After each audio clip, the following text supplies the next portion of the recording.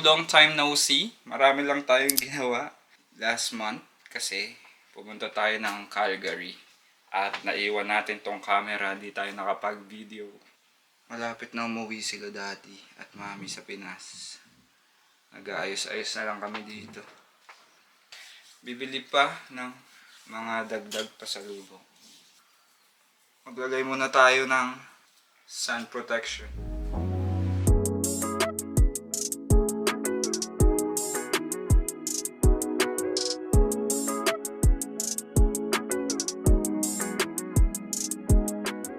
Guys, maaga tayo sa mall. Mas maaga pa tayo sa mga empleyado. Kasama si daddy at mami. Si Kate nandun. Hello. Hello.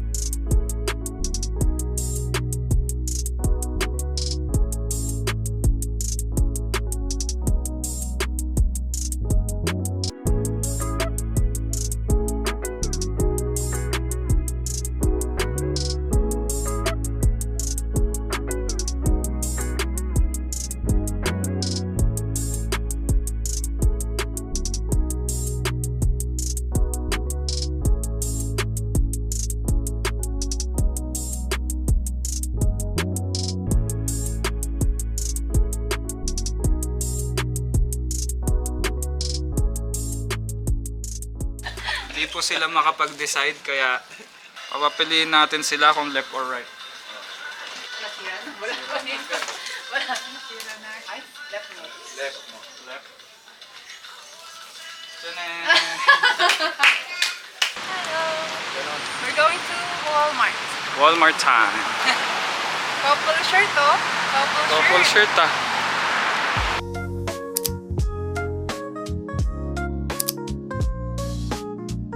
Ito kami sa Walmart ngayon at bibili ng mga pang 7 days na pagkain. 7 days. 7 days.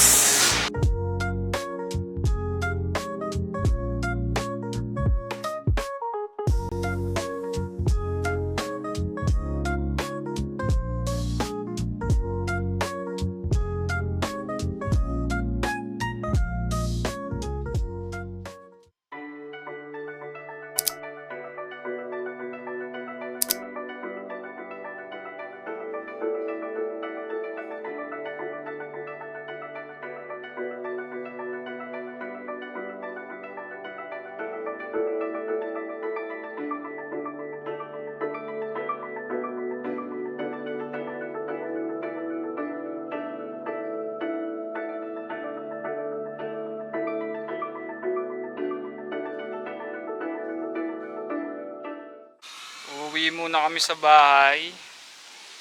Ito na. Pagod na ulit sila. Walang sasakyan. Wala daw sasakyan. Ganito daw ang buhay. Afford to bumili ng sasakyan. Tapos ng pahinga. Okay, last. Laban. Pilipinas. Puso. Banat na naman. Punta na tayo downtown at yung bus ay darating na. Malilate na kami.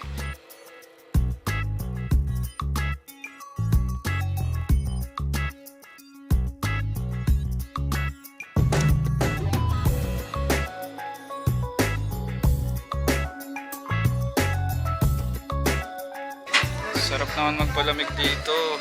May aircon. Aircon ng si mami. Bibili muna tayo ng souvenir bago ang lahat. Look at this. Uy, hulog. Hulog.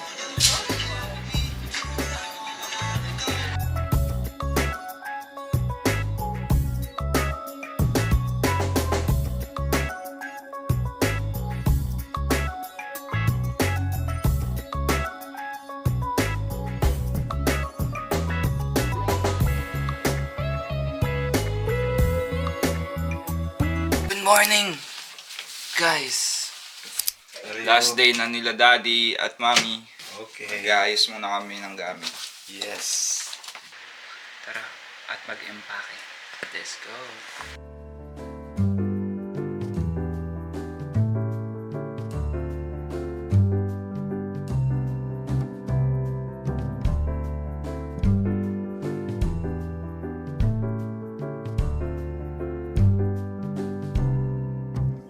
Guys, iniwan na tayo nila daddy at mommy. Nauna na sila doon. So, susunduin tayo ni auntie. Hintayin lang natin siya in a bit. So you can see, ayan pa ang ibang bagahe.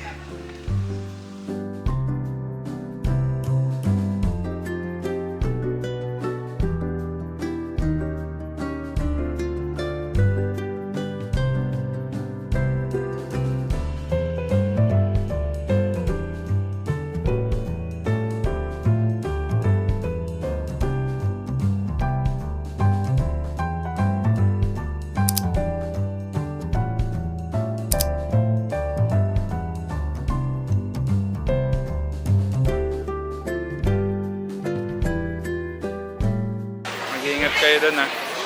Yes. Yes, Sir. Yes, sir.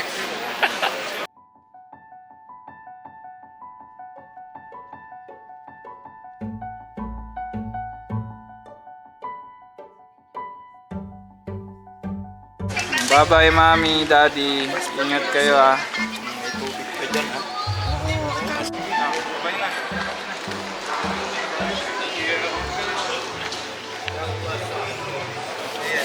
See you next year. Okay? Yakap na. Sige na. Yakap.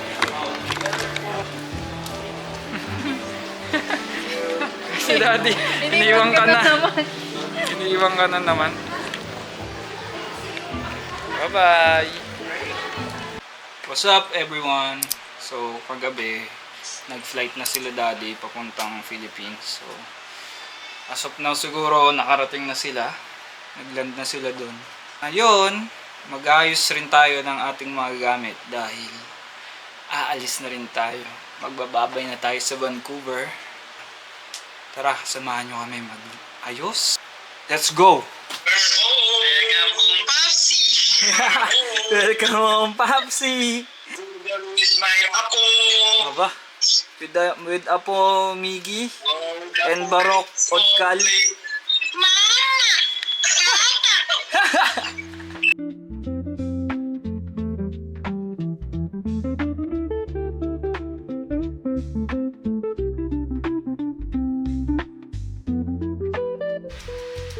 Guys, ginabi na kami.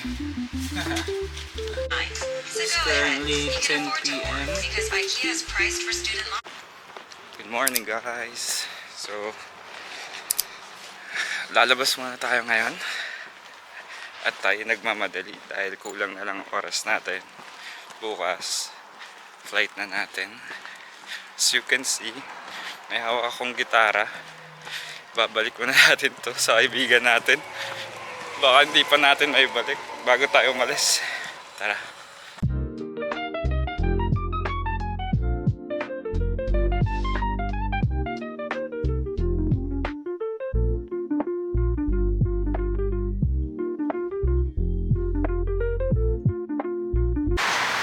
Right, walking na.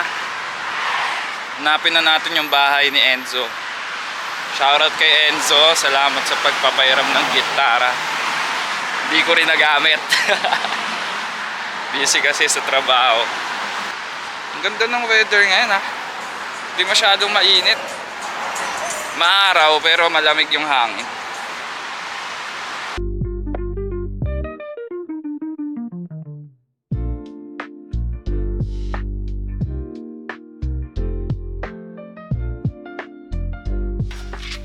Good sunshine. Jungle lang yan. Tulog pa. Low vlog. Tulog pa. Balik ko na tong gitara mo. Yun no. Tapos ka na Salamat. gumamit. Salamat. Tapos na gumamit yung yung kwarto. Pupunta naman tayo ngayon guys sa bilihan ng box. Kasi ang dami naming gamit. Hindi kasya. So, nauna na si Kate doon. Susunod na lang ako sa bilihan ng box.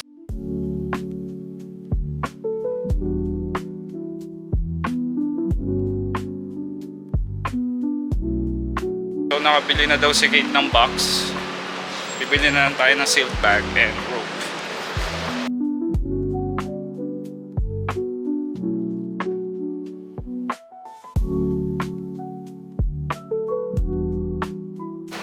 Right guys, nakabili na tayo. Uwi na tayo. Pack na ulit tayo.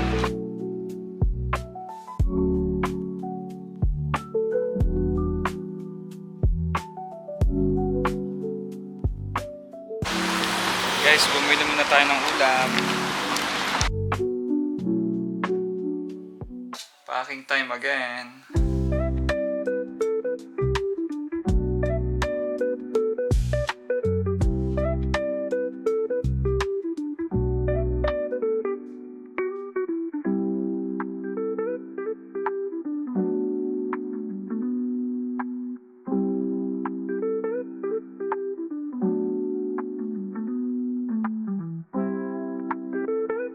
Alright guys, ginabi na naman kami.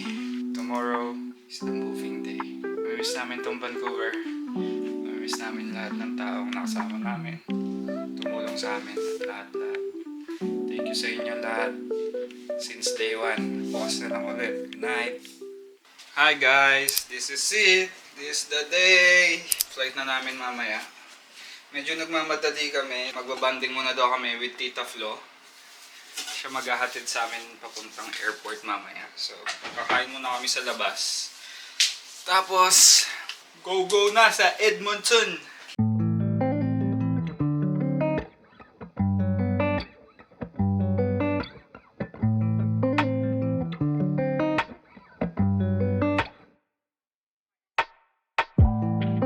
See you again, Vancouver. Buti na lang bumalik tayo. Ay, naiwan. Charger, oh no. Buti na lang bumalik.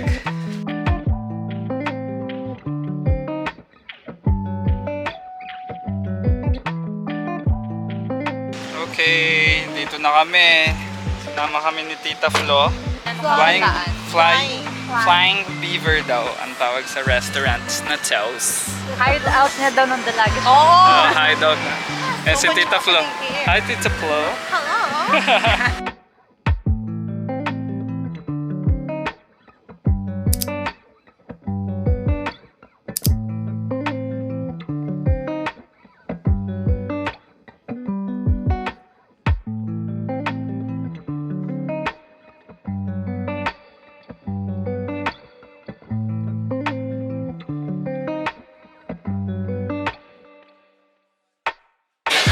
Kain na na.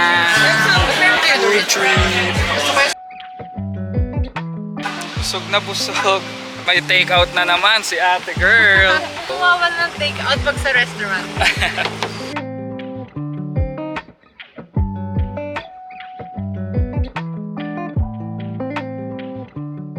We're heading to airport na. Goodbye Vancouver na.